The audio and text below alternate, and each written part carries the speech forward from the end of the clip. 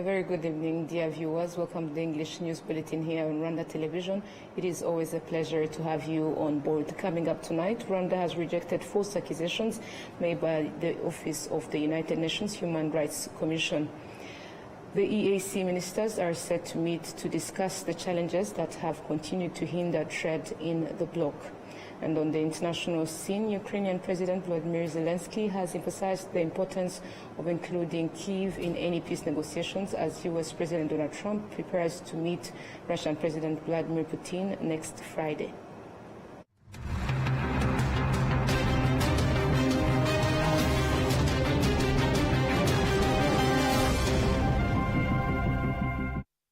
My name is Olive, and it's always a pleasure to have you on board. Now let's kick off today's edition.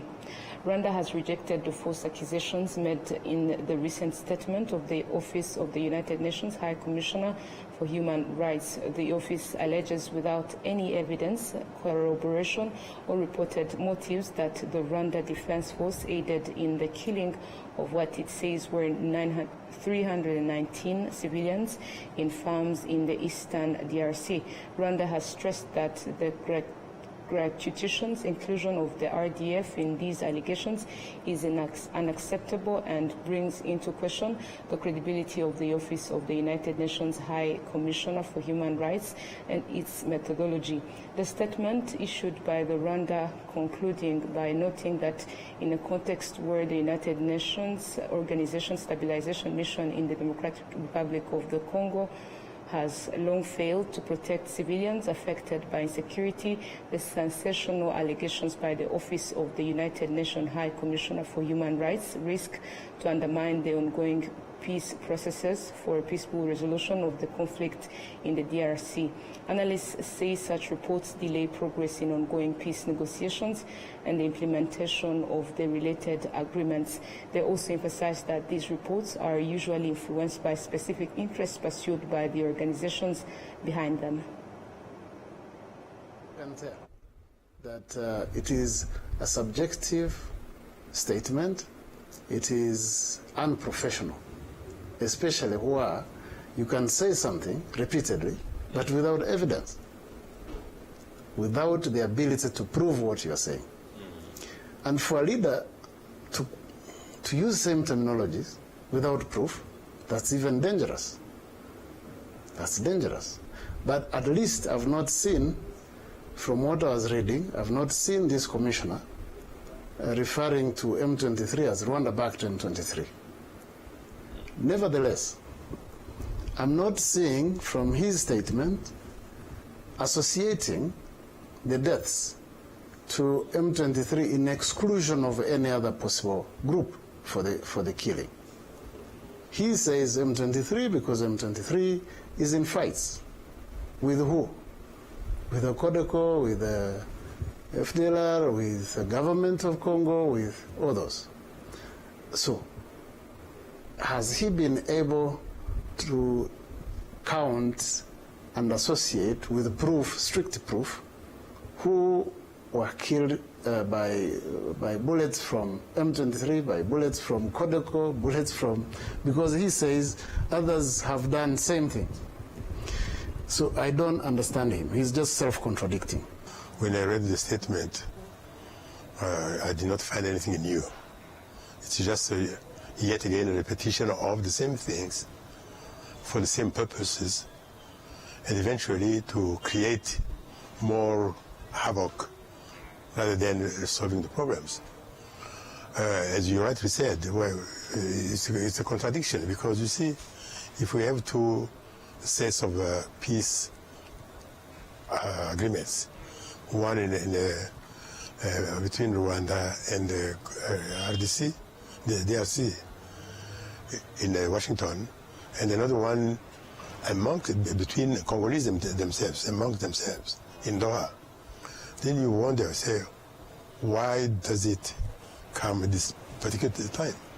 It's because there are some people, some institutions, some countries even, who do not want that peace to hold. There's no secret for anybody. The aspect that is critical in the negotiations is the effective government effectiveness of the government that is required and how to structure that governance to ensure peace and stability in the region. Once that is sealed, you may not see fights anymore. Now moving ahead to other matters, ministers from the East African Community member states are set to meet in Arusha, Tanzania from August 25th to 29th, 2025 in a special session aimed at resolving persistent challenges hindering trade and investment within the region. Let's dive into the specifics. Ahead of this high-level meeting, members of the East African Business Council convened in Kigali to discuss existing challenges to regional trade and explore possible solutions. Business leaders expressed optimism that the proposals raised would be acted upon by policymakers to ease cross-border commerce within the EAC. Integration efforts in the region remain hampered by unilateral policy decisions taken by individual member states without consideration of broader common market interests. A recent example is Tanzania's decision last month to ban foreigners from engaging in small and medium-scale businesses, a move that has drawn criticism from advocates of regional trade liberalization. First of all, we need to understand and present a challenge to ourselves that as East Africa, we're only trading at around 10% today. Very big challenge. And so now if we are going continental, how do we get there? If we can't trade with ourselves, can we trade with the entire continent? So these are some of the things to be discussed, and we get solutions to promote trade. The other thing is the start of the tripartite free trade area, TPA implementation. This basically means bringing together three trade blocks, East African Business Council, Business Community, SADC, and the other one is COMESA. So these blocks come together, and because there are three, so they are called a tripartite. So how does trade flow easily between the three trade blocks as a component of the bigger picture where Africa trades with Africa? According to Rwanda's Permanent Secretary in the Ministry of Foreign Affairs and International Cooperation, Clementine Mutieka, the upcoming ministerial gathering will bring together the EAC ministers responsible for foreign affairs, cooperation and regional integration to resolve issues affecting trade facilitation. Of every sovereign nations to set its own policies. We also value very much the strong bilateral relationship we have with the United Republic of Tanzania, and we are ready to work. We are committed to work with all EAC member states to make sure that we make this region even stronger. We value dialogue and collaboration as well, and we really want to ensure that the policies we support also match with our national priorities. So I'm very pleased to hear that there will be very soon an EAC Council of Ministers in Arusha. I'm very sure that there are platforms that are set to discuss those kind of challenges that may indeed be impeded trade. And I'm here to listen to the private sector and to take notes, their concerns, their frustrations, and then it will be fed into broader high-level discussions. One major decision will be whether Tanzania's recent ban will be reversed, annulled, or upheld, potentially forcing thousands of affected foreign traders, including more than 40,000 Kenyans, to shut down operations or relocate. The East African Business and Investment Summit 2025 is expected to highlight the need for stronger alignment between national policies and EAC's shared objectives, ensuring a more integrated and competitive common market. Now to Rwanda's agriculture sector, the Ministry of Agriculture and Animal Resources has set a target to ensure that by the 20th of this month, all farmers in need of agricultural inputs will have registered by the 30th. Traders are expected to have delivered these inputs across all sectors in preparation for the 2026A agriculture season. Let's take a closer look at the story. According to discussions between agro-dealers and officials in the agriculture sector from across the country, out of the 2 million farmers who must register to receive inputs, only 1,016,200 have done so to date. Some traders have expressed readiness to supply farmers with inputs despite existing challenges. There's also a problem with the system. Sometimes There are network connection issues, and those without UPIs face challenges which affect their registration process and delays their access to seeds and manure. Statistics from the Ministry of Agriculture and Animal Resources indicate that 63,750,000 kilograms of fertilizer need to be distributed to farmers this season. Currently, wholesalers have 25,937,814 kilograms in storage, while traders close to farmers have received 4,432,268 kilograms. For improved seeds, 4,686,641 kilograms are in storage, but traders in local sectors have only 280,108 kilograms on hand. Wholesalers have stated that they are ready to supply these inputs to traders across the country. Currently, we have more than 5,000 tons in stock. In addition, over 17,000 tons are at the Mombasa port and will be brought in soon. We also have a factory in Bugesera with the capacity to produce and process 100,000 tons of manure per year. We are ready to produce manure tailored to each type of soil and the specific crops cultivated in each area. The Minister of State in the Ministry of Agriculture and Animal Resources, Dr. Telesphore Ndabamenye, assured that between the 20th and the 30th of this month, all farmers will have completed registration and received their agricultural inputs. However, traders highlight delayed payments as a major challenge, with some owed up to 800 billion Rwandan francs. Senators have also raised the issue, urging the government to settle 22 billion Rwandan francs in errors owed to input traders. This is a business, and we want that investment to continue, which is why we relate it to the national budget. Of course, the government has already taken action in the past few months, and we also have plans for the coming days to find a permanent solution to the challenges we face. This will encourage continued investment in the business, and with the government's ongoing support, these challenges can be gradually resolved within a short period of time. For the 2026 agriculture season, 819,142 hectares will be cultivated, a 3% increase compared to the same season last year. As part of the second phase of the National Strategy for Transformation, the government aims to double agricultural production achieved under the first phase of the National Strategy for Transformation through a 6% annual growth in agricultural and livestock output.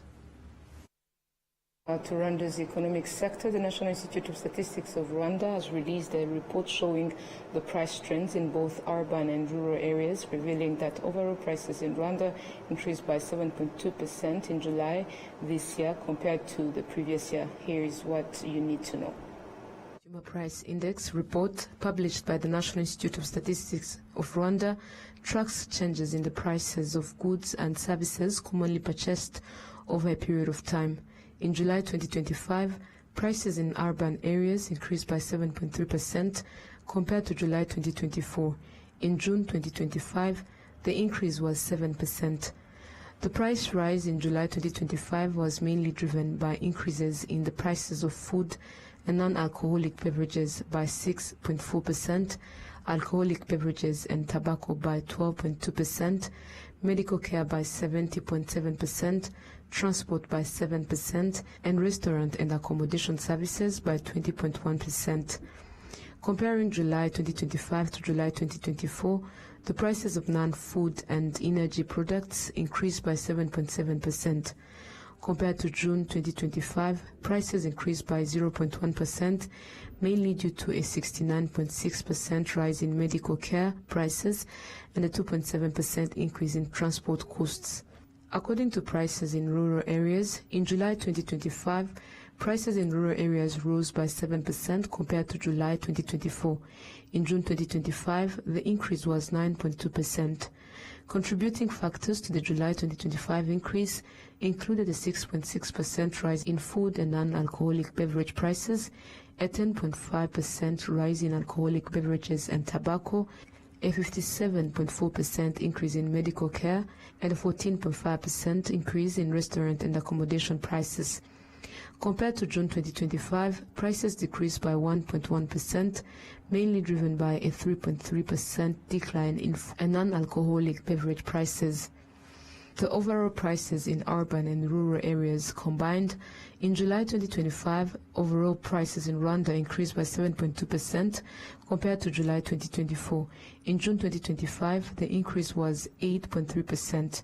The price rises in July 2025 were mainly due to the increases in food and non-alcoholic beverages by 6.5%, alcoholic beverages and tobacco by 11%.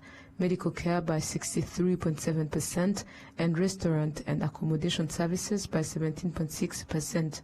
Compared to June 2025, overall prices decreased by 0.6%, mainly due to a 3.3% decrease in food and non-alcoholic beverage prices.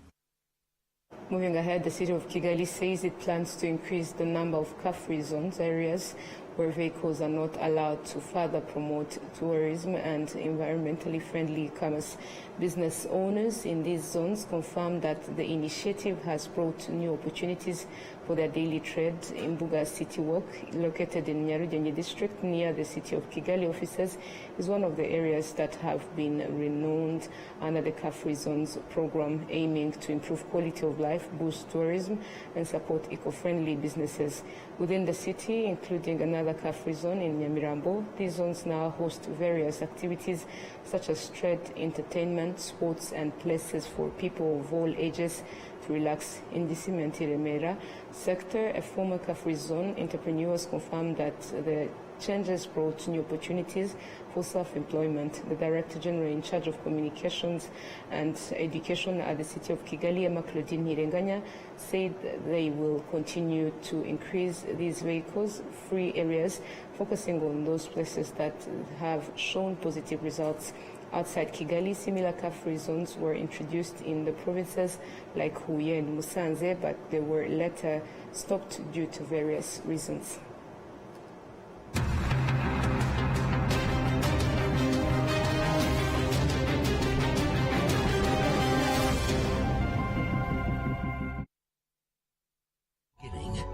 From nature comes refreshing fruity goodness that keeps you going every day. With every pack complementing life's best moments. Not one, not two, but 5 different fruity flavors. And this journey keeps giving. Introducing Inyange's new fruity juice flavors, guava and cocktail. Now available at your nearest shop. Always ask for Inyange. Nyiri muto arababwiraga data bati ntabwo wagira umukamo mwinshi utunze inkwi, ariko nigeze acika intege. Mama akinjira mu bucuruzi harabamubwiraga bati ntabwo watera imbere udakorera mu iduka rigezweho, ariko ntibyamusubije inyuma, yakoranaga umwete. Njya muri kaminuza harabanshidikanyagaho bavuga ko nashobora kaminuza naturuka mu muryango wifashije, ariko byaragiye nanditse amateka mashya. Igihe cyo gutera ishema umuryango wanjye kigeze, bamwe bakomeje kumbwira bati ntabwo watera umuryango wawe ibyishimo n'ishema, ariko narabishoboye. Hari abakekaga ko nasigira umurage ukomeye abankomokaho, ariko ubu mfite uruganda rutunganya amata. Banki ya Kigali yabaye umufatanyabikorwa wanjye mu rugendo rwose, inzozi zanjye ziba impamo. Bigereho.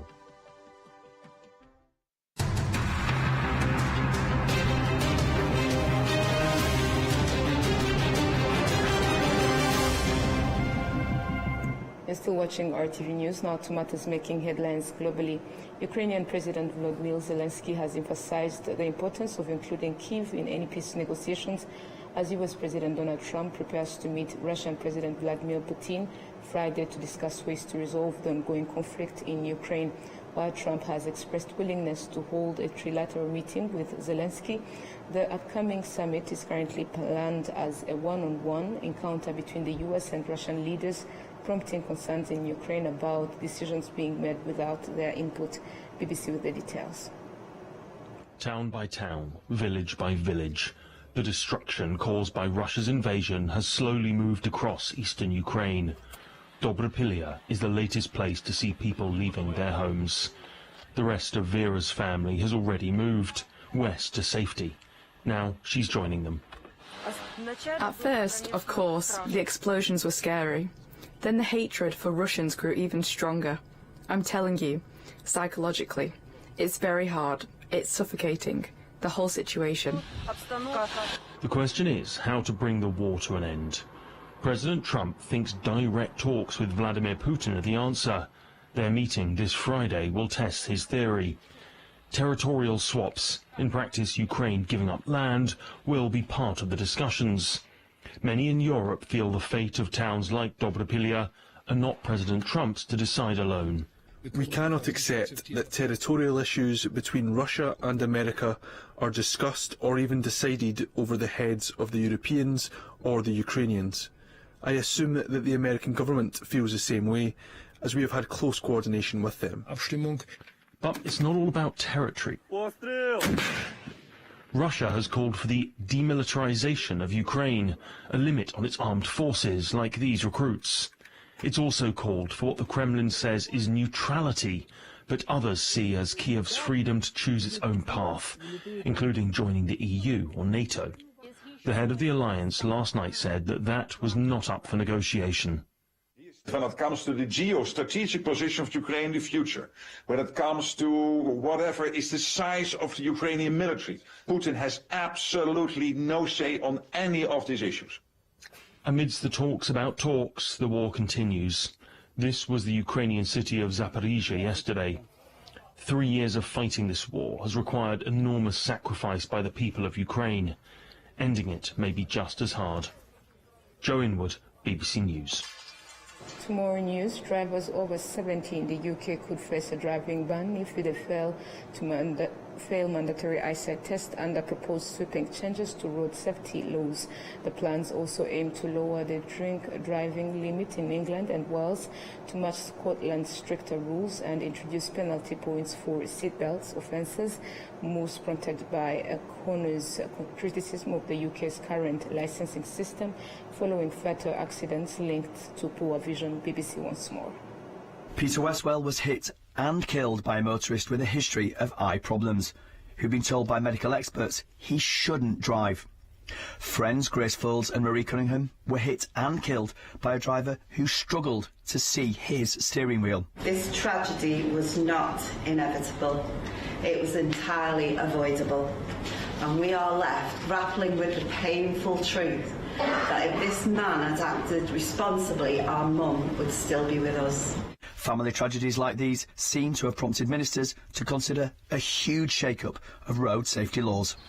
Compulsory eye tests for the over 70s in Great Britain every 3 years would be a substantial revision. Currently, for older drivers, you have to make a self-declaration when you're 70 years old and you declare that your eyesight is good. Under these proposals, it would be mandatory to do a test. I think it is debatable whether 70 is the right age, because really 70 is the new 50. Last year, more than 1,600 people died in road traffic accidents. Almost 28,000 were seriously injured, the equivalent of one casualty every 18 minutes. Nearly a quarter of fatalities in that period were aged 70 or over. The number of drivers aged over 60 involved in collisions where someone is killed or seriously injured on Britain's roads has increased by 47% since 2010. Campaigners say as we age, our eyesight can deteriorate without us being aware. We know that it is particularly a problem when we get to around the age of 70. I did a freedom of information request for all the notifications of the police to the DVLA over the last 10 years, and we've really seen that when we get to the age of 70, that seems to be the age where more revocations seem to happen. This is the biggest shake-up to our driving laws for decades, and that's because this is what the public have been telling us that they want. They want us to be taking action. They feel like the time is right for us to review these laws because they haven't been reviewed in such a long time, and this is just one element of that. Other updates that could be included: reducing the drink-drive limit in England and Wales to be in line with Scotland to stop people getting behind the wheel after a single drink. Tests for dementia, saliva tests so police can check for drug driving. But the government has reiterated it is not currently looking at the introduction of graduated licences for younger drivers who've passed their tests, something bereaved parents have called for. Full details of the updated road safety strategy are expected in the autumn. Drivers should expect big changes in an effort to bring down the numbers killed and injured on our roads every single day. Simon Browning, BBC News. And this BBC story brings us to the end of tonight's bulletin, but before we leave, a reminder of the top stories that made the edition. Rwanda has rejected false accusations made by the Office of the United Nations Human Rights Commission. The EAC ministers are set to meet to discuss the challenges that have continued to hinder trade in the bloc. And on the international scene, Ukrainian President Volodymyr Zelensky has emphasized the importance of including Kyiv in any peace negotiations as US President Donald Trump prepares to meet Russian President Vladimir Putin Friday.